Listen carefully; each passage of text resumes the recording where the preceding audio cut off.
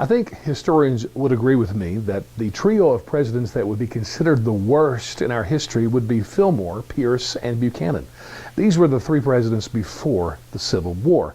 If you look at their stories, they were all three, really good guys, had good intentions. The trouble was they did some awful things, but worse, they did not provide leadership when it was so necessary.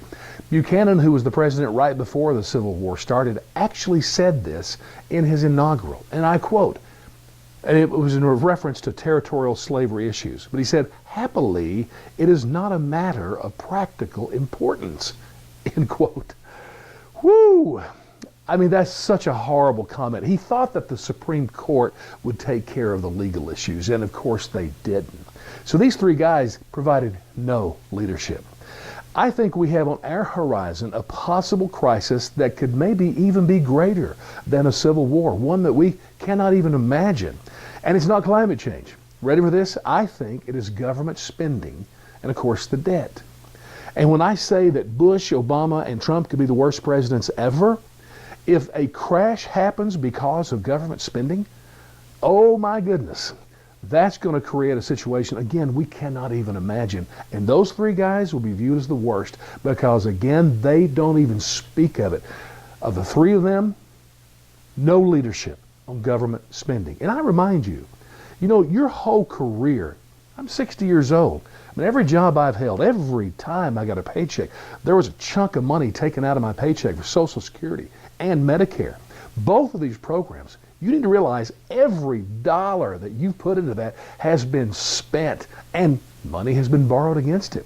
Every other tax, your income tax, property taxes, sales taxes, tax on a gallon of gas, all of it has all been spent. It is gone. And even more money borrowed. Up to, what is it, 20 trillion now? I don't know. I read macroeconomics trying to figure out, what's the fear here? Or is there a danger here? And everybody says there is, but no one is very specific as to just what could happen. But I remind you that the Great Depression, that was because of the private industry, mainly. Crazy speculation was going on in the stock market, and then people ran to the banks to get their money out. That was disastrous.